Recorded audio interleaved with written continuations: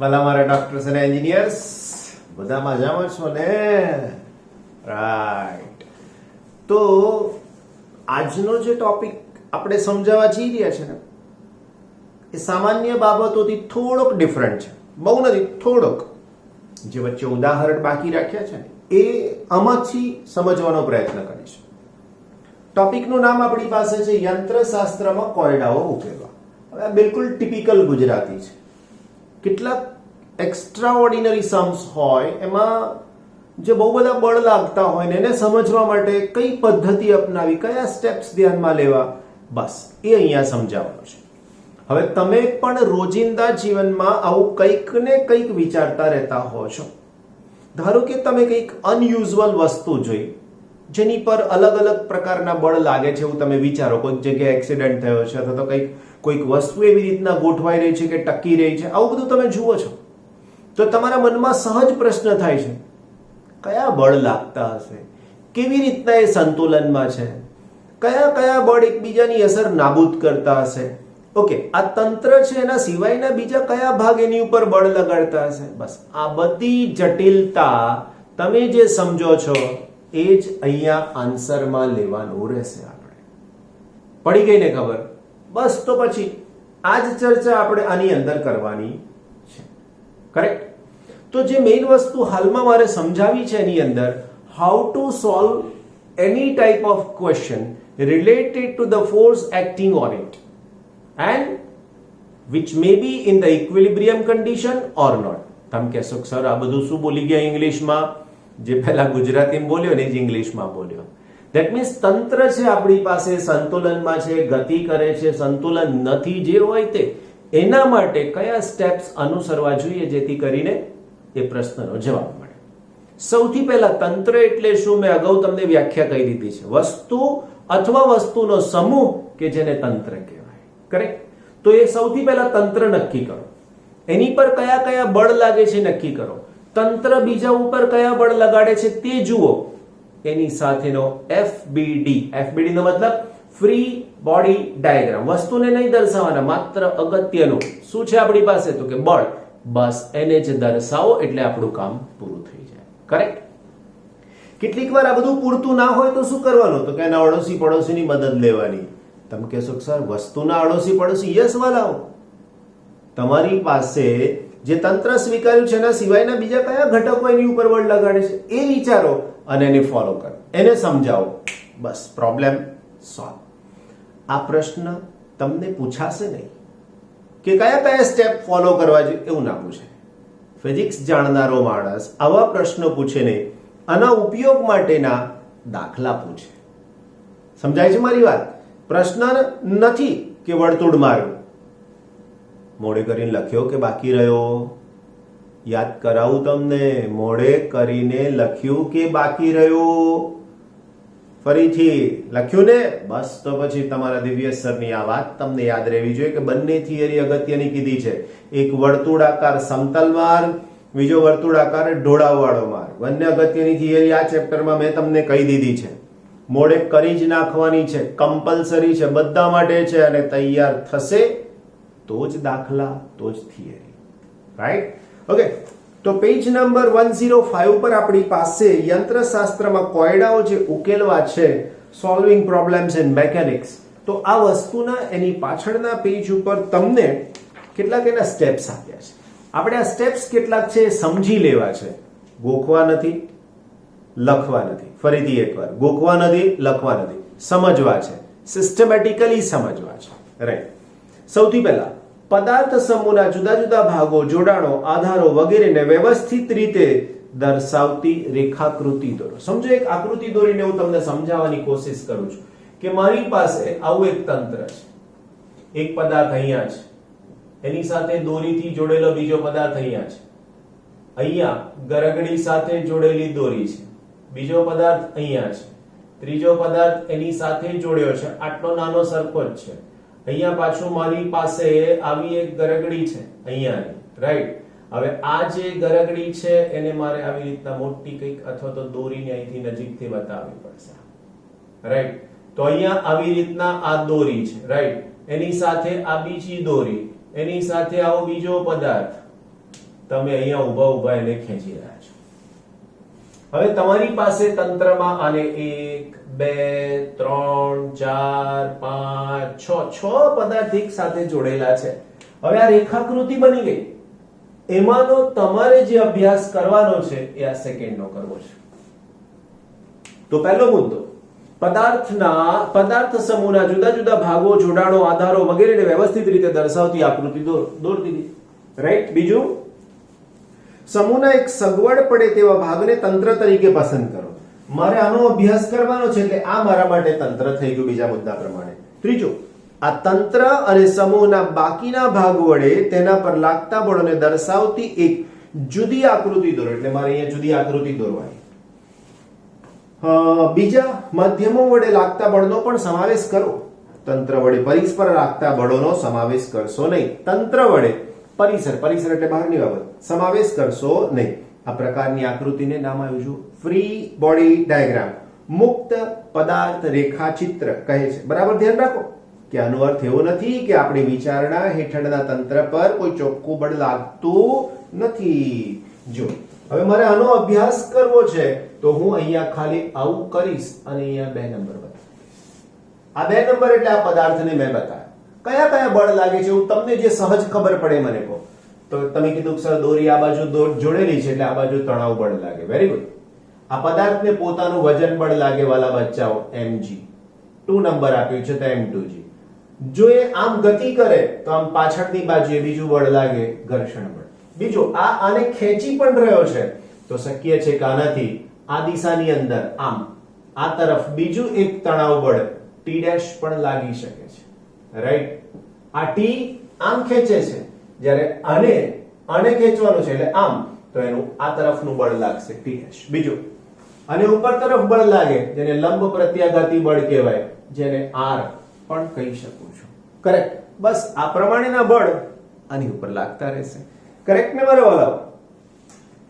ચોથું છે, free body ડાયાગ્રામમાં જે બળો તમને આપેલા હોય અથવા જેમના લાગવા વિશે તમે ચોક્કસ હોવ, દાખલા તરીકે દોરીમાં લંબાઈને સમાંતર તણાવ, તેવી માહિતીનો સમાવેશ કરો. બાકીના અજ્ઞાત તરીકે લઈ ગતિના નિયમો વાપરીને શોધી કાઢવાના. કરેક્ટ. જરૂર પડે તો બીજું એક તંત્ર પસંદ કરો. ધારો કે તમને એવું છે કે યાર આમાંથી તો બધું બહુ અજ્ઞાત છે, તો આને તંત્ર બનાવો, આની આકૃતિ દોરો અને પછી આગળ વધો. રાઈટ. તો શું કીધું? જરૂર પડે તો બીજું એક તંત્ર પસંદ કરી તેના માટે પણ આ જ પદ્ધતિ અપનાવો. આમ કરવામાં ન્યૂટનના ત્રીજા નિયમનો ઉપયોગ કરો. એટલે કે જો A ના ફ્રી બોડી ડાયાગ્રામમાં B વડે A પર લાગતું બળ F દર્શાવેલ હોય તો B ના ફ્રી બોડી ડાયાગ્રામમાં A વડે B પર લાગતું બળ -F તરીકે દર્શાવવું જોઈએ. નીચેનો દાખલો ઉપરની પદ્ધતિને રજૂ કરે છે. ક્રમ પ્રમાણે આવશે એટલે પાછો દાખલો સોલ્વ કરીશું. હવે અહીંયા મારી એક ટિપ્સ સમજી લેજો કે જે દિવ્યેશ સર ઓન તમને સમજાવવા માંગે છે તે. જો પદાર્થ સંતુલનમાં છે તો શું થાય? ધ્યાન રાખજો. જો પદાર્થ સ્થિર છે અથવા તો સંતુલનમાં છે, ગતિ નથી કરતો, તો એના માટે સમેશન સદિશ f = 0 થાય. માટે સમેશન fx0, સમેશન fy0 અને ત્રીજી દિશાનું બળ હોય તો fz પણ 0. આ જ વસ્તુ જો પદાર્થ કોઈ દિશામાં ગતિ કરે તો, હવે જો કોઈ દિશામાં ગતિ કરે તો સદિશ f is not equal to 0. Summation પરિણામી બળ શૂન્ય નહીં જ થાય. માટે summation fx is equal to ma. કારણ ગતિ x દિશામાં થાય છે, ગતિની દિશાને x દિશા લેતા, એટલે summation fx is equal to ma. બસ તમારે અહીંયા ma લખવું જ પડે કારણ કે ગતિ કરે છે. અહીંયા બધે 0 હતું. હા, y દિશામાં 0 લઈ લેવાનું અને summation fz is equal to પણ 0.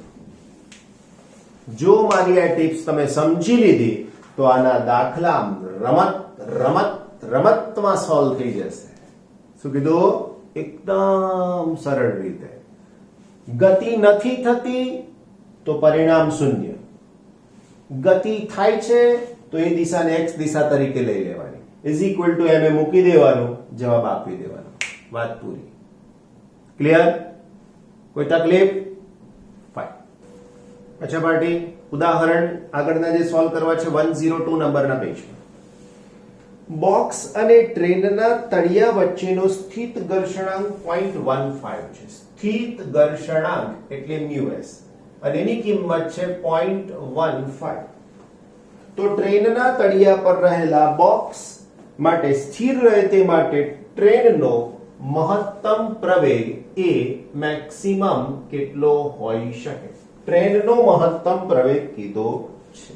કરેક્ટ? બીજી વાત અહીંયા તમે લખી શકો છો, બોક્સનો પ્રવેગ સ્થિત ઘર્ષણને લીધે હોવાથી બોક્સ નો પ્રવેગ સ્થિત ઘર્ષણને કારણે હોવાથી તમે આવું લખી શકો છો કે ma is equal to fs. સમીકરણ નંબર 1. પરંતુ fs is less than or equal to mu s into n, જ્યાં n is equal to m into g. માટે fs is less than or equal to mu s mg. સમીકરણ 1 અને 2 પરથી fs ની કિંમત મૂકી દઉં તો m into a less than or equal to mu s mg. બંને બાજુથી m કેન્સલ. a બરાબર a maximum થવા માટે a maximum is equal to mu s into g. Less than છે તો એની કિંમત ઓછી હશે, પણ મારે મેક્સિમમ બનાવવું છે એટલે એ maximum is equal to mu s into g. mu s ની કિંમત આપી છે 0.15 અને g ની કિંમત વિશે કશું કીધું નથી, તેમ છતાં પણ એમણે 10 લઈ લીધા છે.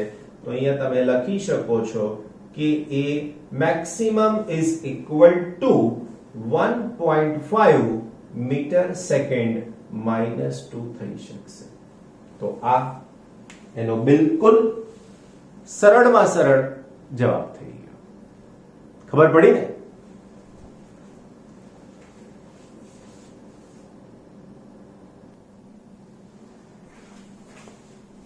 વાલા બોલકાઓ, પેજ નંબર 102, ઉદાહરણ નંબર 5.8.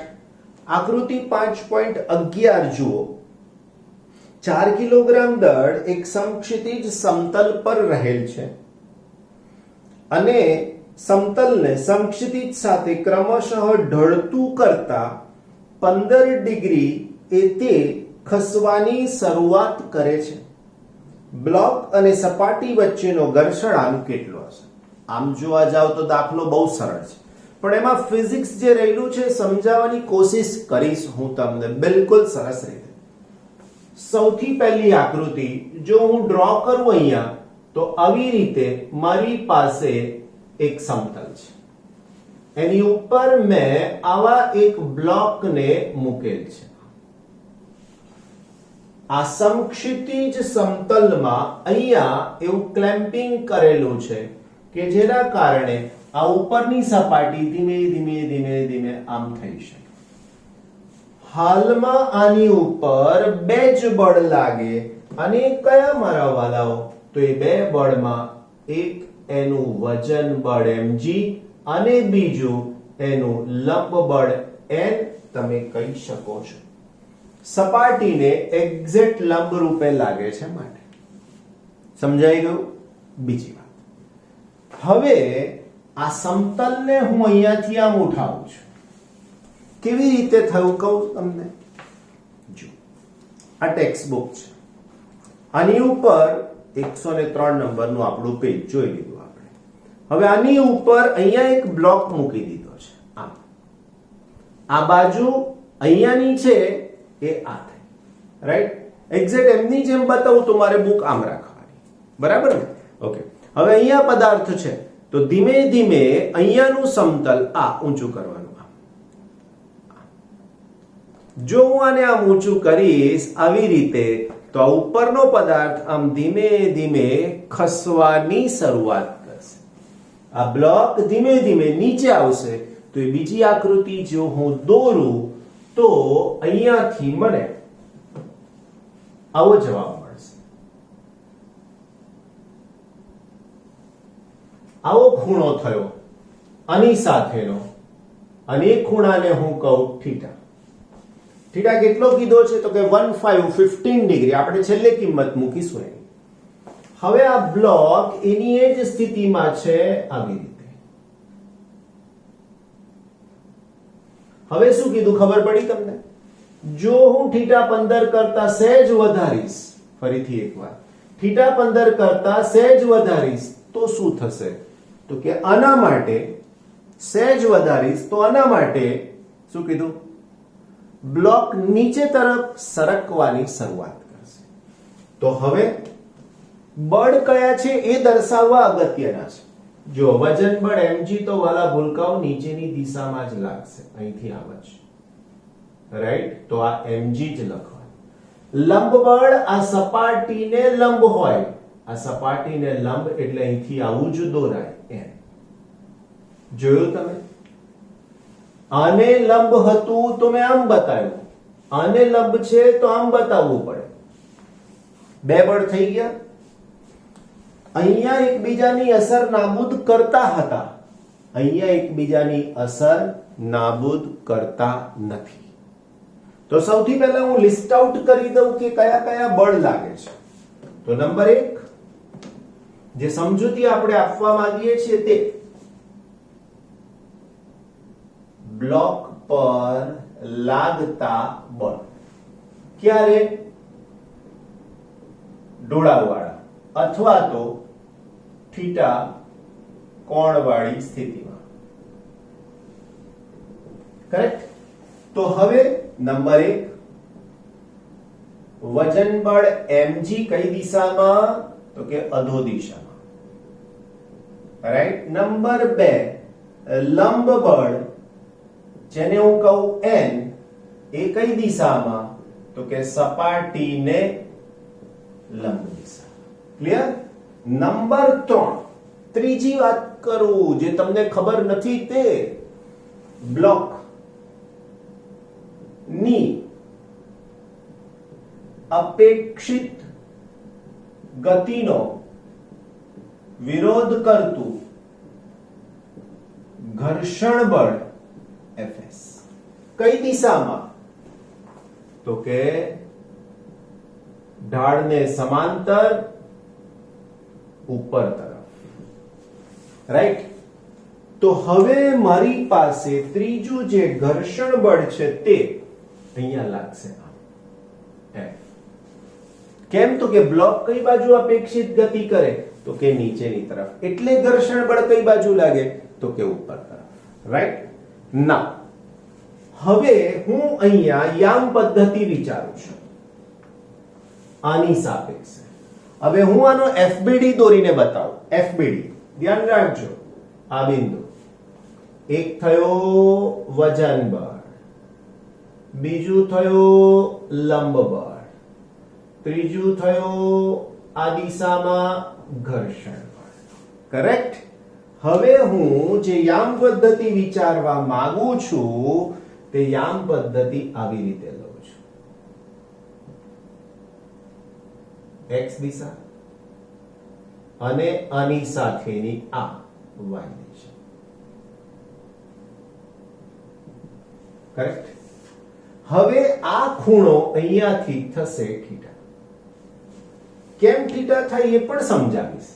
બધી બહુ વખત આવશે, દરેક વખતે કહીશ તમને. બસ જો હાલમાં બંને આવી રીતના છે. આ ઉપરની સપાટી તમે આટલી ઉપર લઈ ગયા એટલે આ ખૂણો થઈ ગયો અહીંથી આમ, તો અહીંયાનું આ બળ પણ એટલું નમ્યું. ખ્યાલ આવે છે?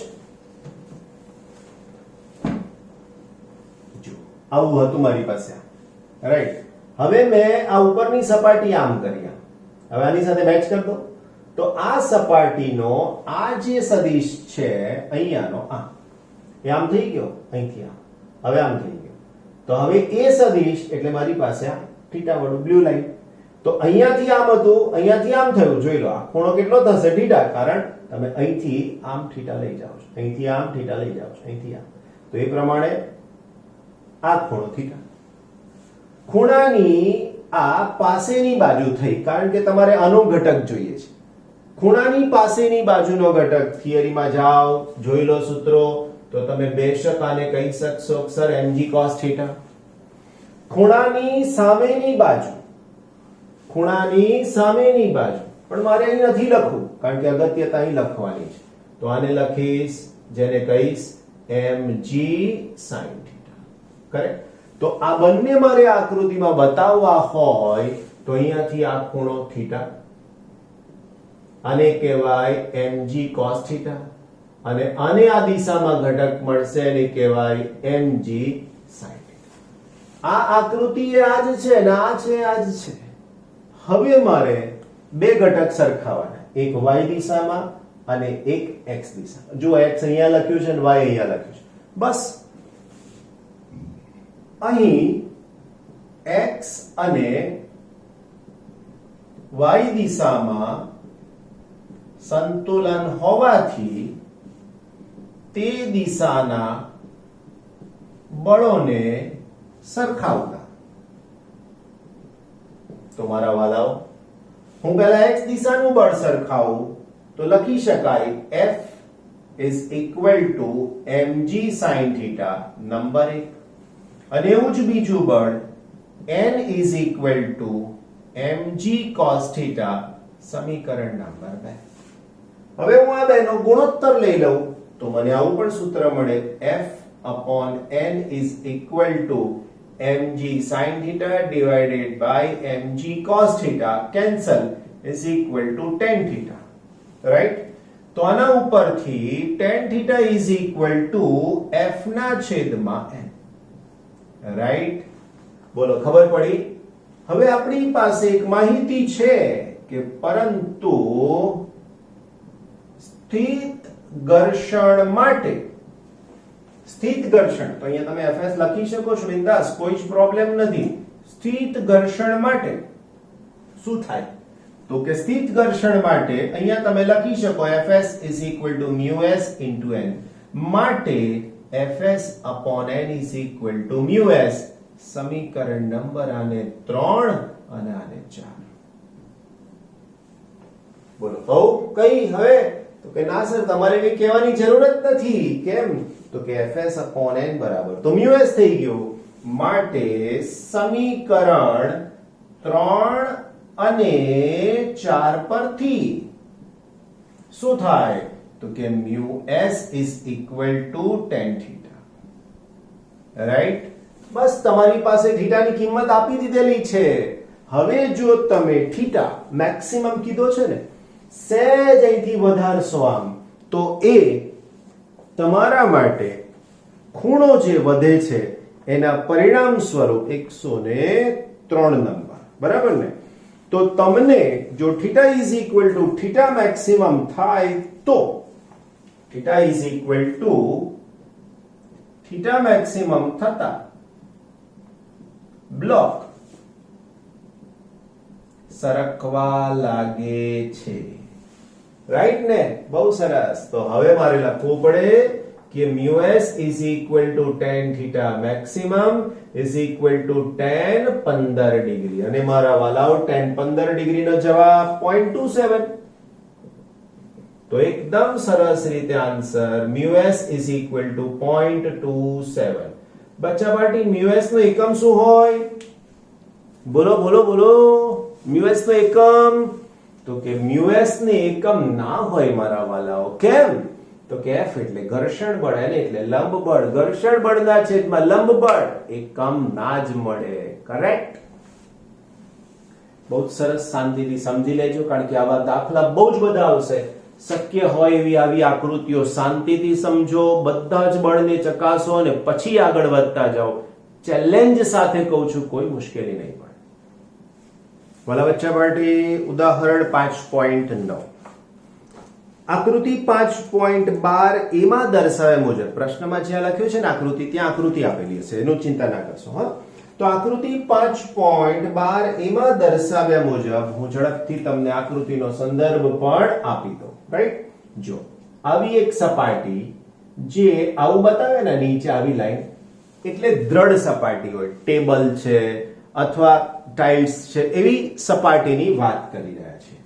રાઈટ, એની ઉપર આવી એક ટ્રોલી, ટ્રોલીનો મતલબ કે એની નીચે વ્હીલ છે. રાઈટ, આવી એક ટ્રોલી અહીંયા મૂકેલી છે વ્હીલની સાથે. કરેક્ટ, અને એને એક દોરી સાથે બાંધી દીધું છે.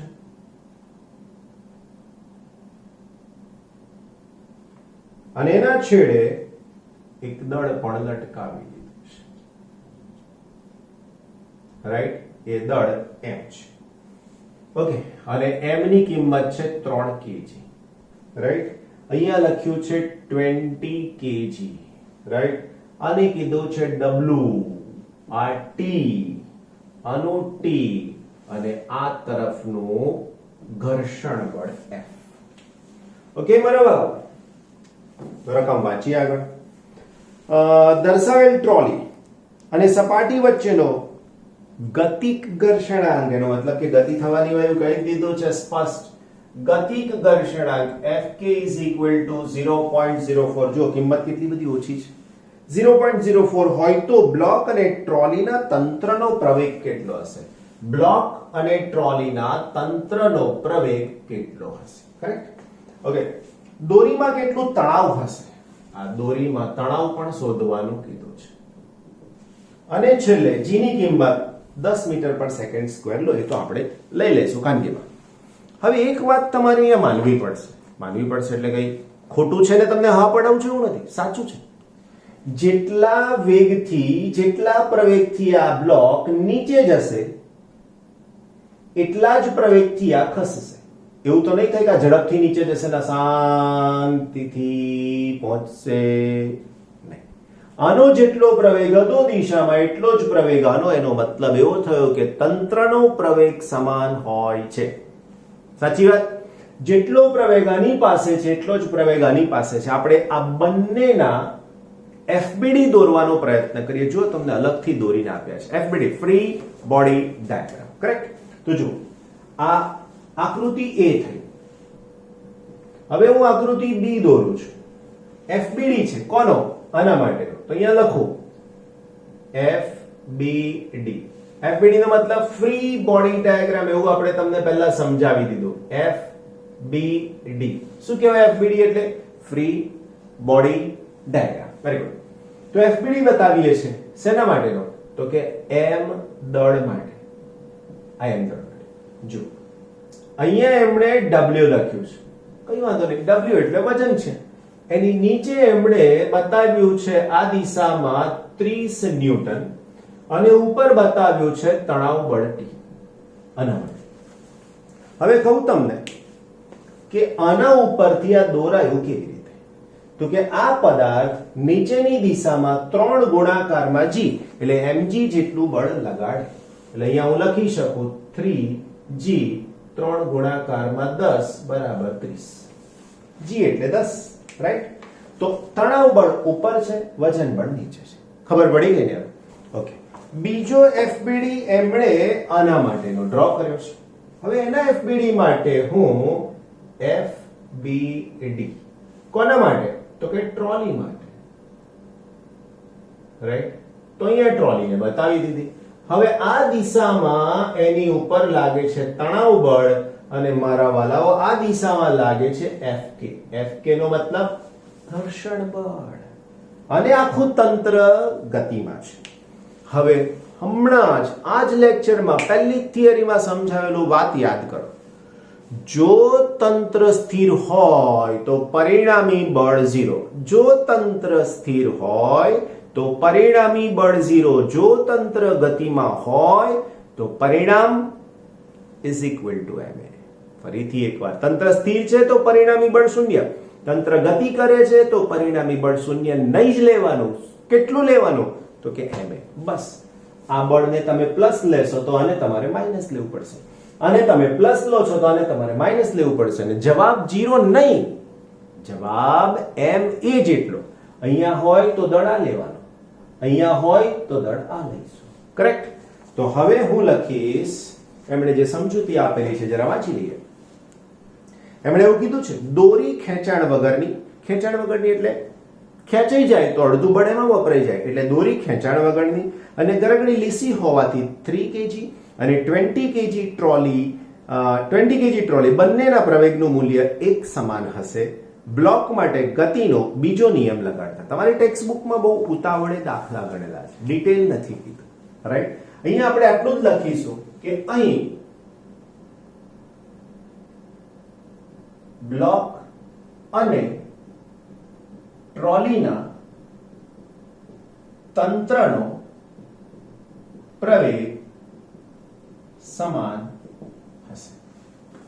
ક્લિયર થઈ ગઈ વાત? એકદમ બહુ સરસ. હવે જો બ્લોક અને ટ્રોલીના તંત્રનો પ્રવેગ સમાન હશે તો હવે હું લખું છું અહીંયા કે બ્લોક માટે ગતિના બીજા નિયમ મુજબ.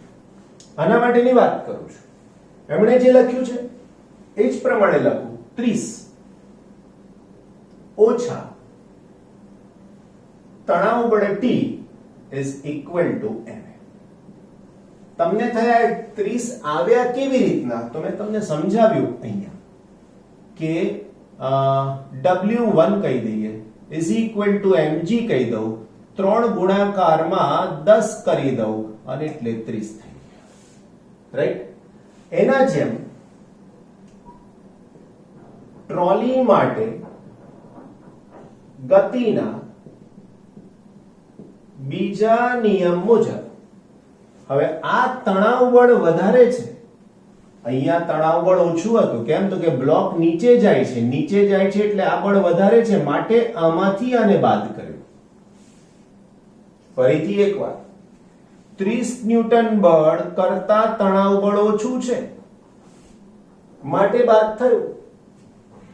તણાવ બળ કરતા ઘર્ષણ બળ ઓછું છે એટલે આમ ગતિ કરે છે, એટલે તણાવ બળમાંથી ઘર્ષણ બળ બાદ કરવાનું. અહીંયા મારે લખવું પડશે Fk.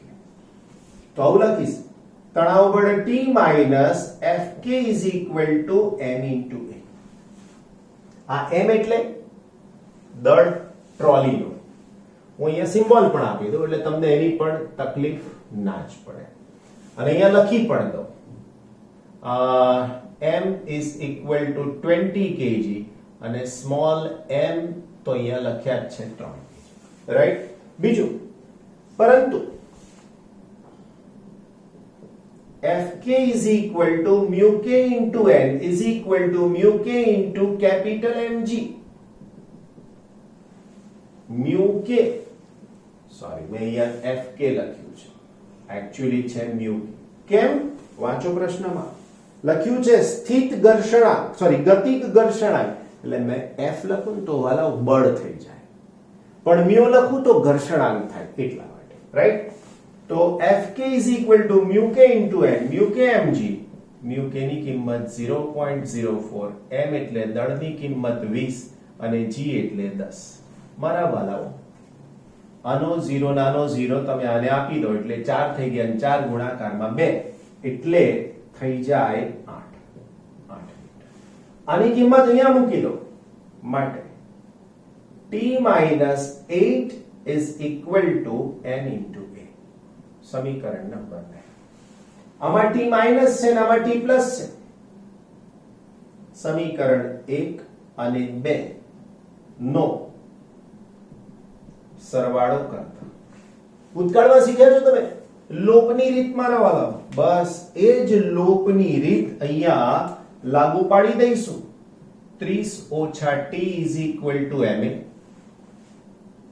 અને આની અંદર T ઓછા 8 is equal to ma. સરવાળો કરવાનો છે. T કેન્સલ, 30 ઓછા 8 એટલે 22, m plus m into a. 22 is equal to small m એટલે 3 અને capital M એટલે 20 is equal to, sorry, into a. Is equal to 23a. માટે a is equal to 22 divided by 23. Okay, is equal to, આનો જવાબ શું થઈ જાય? Okay, આનો જવાબ થાય 0.96 મીટર પર સેકન્ડ. તો તમને પૂછેલા પહેલા પ્રશ્નનો જવાબ તમને મળી ગયો. બીજું કીધું છે દોરીમાં તણાવ. તમારી ટેક્સ્ટ બુકમાં જોઈ લો. આ બધું ડાયરેક્ટ તમને એમ લાગે હો બહુ નાનો દાખલો છે. પરીક્ષામાં આ રીતે ગણવા જાઓ તો મગજનો દુરુપયોગ થાય. આ રીતે ગણો, એક સ્ટેપ તમને આમ સમજાઈ જાય. ઓકે મારા વાલા, તો હવે હું શું કહેવા માંગુ છું તમને? મારે તણાવ બળ શોધવું છે. હું આની અંદર કાં તો આની અંદર કિંમત મૂકી દઈશ. તો મૂકી દઈએ આપણે સમીકરણ 3 ને સમીકરણ 2 માં મૂકતા. સમીકરણ 3 ને 2 માં મૂકતા. રાઈટ. તો અહીંયા લખીએ t - 8 ઇઝ ઇક્વલ ટુ, મારા બચ્ચા m તો m છે 20 અને a ની કિંમત તો અહીંયા છે 22/23. અને આને આ બાજુ લઈ જાઓ તો t ઇઝ ઇક્વલ ટુ 20 22 23 20 22 23 સરવાળો ન હોય ભાઈ હો, અને 8. તો આનો જવાબ t ઇઝ ઇક્વલ ટુ શું થાય? તો આનો જવાબ તમને આપ્યો છે 27.1 ન્યૂટન. ગણતરી કરજો મારા વાલા, હે ને? પછી જવાબ લખજો. એમ ના લખશો નહીતર તકલીફ રહેશે. કેવો સરસ મજાનો દાખલો છે. ખબર પડે, સમજાય તો એના જેવી મજા નથી. ના સમજાય તો છોડી નહીં દેવાનો, ફરીથી જવાનું આખું શાંતિથી. હજુ ના સમજાય છે, તમારા દિવ્યેશ સર તમારી જોડે છે. ઉદાહરણ 5.10 પેજ નંબર 105. સદીપુરી આગળ નીકળી ગયા, હે ને? જો 5.10 18 કિલોમીટર પ્રતિ કલાકની ઝડપે જઈ રહેલો એક સાયકલ સવાર v is equal two 18 kilometre પર આર. 18 એટલે 18 ની સાથે 1000 ના છેદમાં 3600 નીકળી જાય. 18 ના 2 ઉપર જાય એટલે 5 મીટર પર સેકન્ડ કન્વર્ઝન થયું. આવડવું જ જોઈએ. એક સલામત રસ્તા પર 3 મીટર ત્રિજ્યાનો તીવ્ર વર્તુળાકાર વળાંક લઈ રહ્યો છે. r is equal to 3 metre ત્રિજ્યા. ઝડપ ઘટાડ્યા સિવાય તે વર્તુળાકાર વળાંક લે છે. ટાયર અને રસ્તા વચ્ચેનો સ્થિત ઘર્ષણાંક 0.1 છે. રાઈટ. શું વળાંક લેતી વખતે સાયકલ સવાર લપસી જશે? પ્રશ્ન પૂછ્યો છે. એમણે તો આટલી બધી સમજૂતી આપી છે. આ સમજૂતી એ તમારું ફિઝિક્સ અને જ તમારા એમસીક્યુ. શું કીધું છે સમજૂતીમાં? ઢોળાવ વગરના રસ્તા પર સાયકલ સવારને વર્તુળાકાર વળાંક પર લપસ્યા વિના ગતિ કરાવવા માટે એકલું ઘર્ષણ બળ જ જરૂરી કેન્દ્રગામી બળ પૂરું પાડે છે. જો ઝડપ ઘણી વધુ હોય અથવા વળાંક બહુ તીવ્ર અથવા બંને હોય તો કેન્દ્રગામી બળ પૂરું પાડવામાં ઘર્ષણ બળ અપૂરતું રહે છે અને સાયકલ સવાર લપસી જાય છે. સાયકલ સવાર લપસી ન જાય તે માટેની શરત સમીકરણ પરથી તો લખી શકાય. સાયકલ સવારની મહત્તમ સલામત ઝડપ v maximum is equal to under root mu s r into g. તો v maximum is equal to under root mu s એટલે 0.1, r એટલે 3 અને g એટલે 10. under root આની સાથે આવશે એટલે 3 અને આની સાથે જશે એટલે 30. વાલા બચ્ચા પાર્ટી 30 બરાબર. તો 30 નો મતલબ શું થયો? તો 30 નો મતલબ શું થયો? તો કે 30 જ થાય ને સર. 30 નો મતલબ શું થાય? કરેક્ટ. તો હવે સોરી 30 નહીં થાય, આનો ગુણાકાર 0.3 હો સોરી આનો ગુણાકાર આની સાથે એટલે 0.3 અને 10 ઓકે જો આની સાથે ગુણાકાર એટલે 3 30 થશે અને 30 ગુણાકારમાં 0.1 એટલે 3 આનો જવાબ વર્ગમૂળમાં 3 બરાબર હવે આ જે વર્ગમૂળમાં 3 આવશે એની કિંમત આના કરતા વધારે છે તો લખવાનું અહીં v maximum less than 5 metre પર સેકન્ડ ઓબ્વિયસ છે વર્ગમૂળમાં 3 ની કિંમત કેટલી આવશે મને કહેશો અહીંયા તો એમણે કંઈક અલગ રીતે દાખલાને ગણ્યો છે આપણે એ અલગ રીત અપનાવવી નથી આપણે આપણી સાદી સીધી સરળ પદ્ધતિ છે પછી શા માટે માથાકૂટમાં પડીએ રાઈટ તો હું એવું કહું છું કે અહીંયા v maximum less than 5 metre પર સેકન્ડ માટે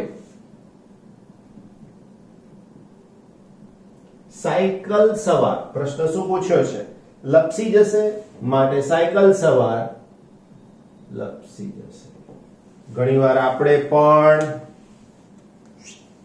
થઈ જઈએ છીએ તો તે વખતે કદાચ આવી શરત આવી જતી હોય ગણવા ક્યાં જવું ભાઈ અનકોન્શિયસ માઇન્ડ કામ કરે આ બધી પ્રક્રિયાઓમાં કોન્શિયસ નહીં કયો અનકોન્શિયસ માઇન્ડ કરેક્ટ વાલા મારા બચ્ચા માટે ઉદાહરણ 5.11 શું પ્રશ્નમાં કીધું છે સ્પર્ધા માટેનો એક 300 મીટર ત્રિજ્યાનો વર્તુળાકાર માર્ગ again r is equal to 300 metre theta is equal to 15 ડિગ્રીના ઢોળાવ વાળો છે 15 ડિગ્રીના ઢોળાવ વાળો છે જો રેસ કારના પૈડા અને માર્ગ વચ્ચેનો ઘર્ષણાંક એટલે મ્યુ 0.2 હોય તો પહેલું રેસ કારના ટાયરનો ઘસારો નિવારવા માટે તેની ઓપ્ટિમમ જો મેં ગુજરાતી કીધું તો ઇષ્ટ ઝડપ કેટલી હશે તો પહેલા પ્રશ્નના જવાબમાં રેસ કારના ટાયરનો ઘસારો નિવારવા માટે તેની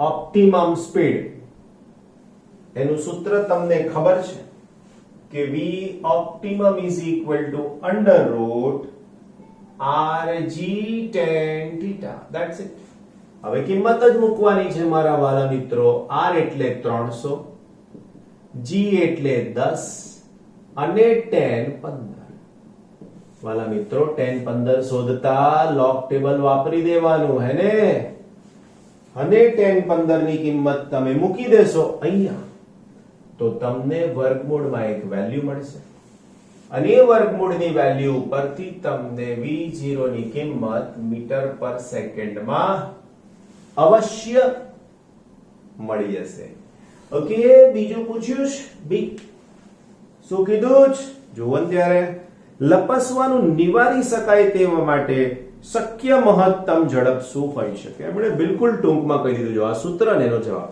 ના ચાલે કમ્પલસરી ગણવું પડે તો એના માટે v maximum આપણે શું કીધું છે લપસવાનું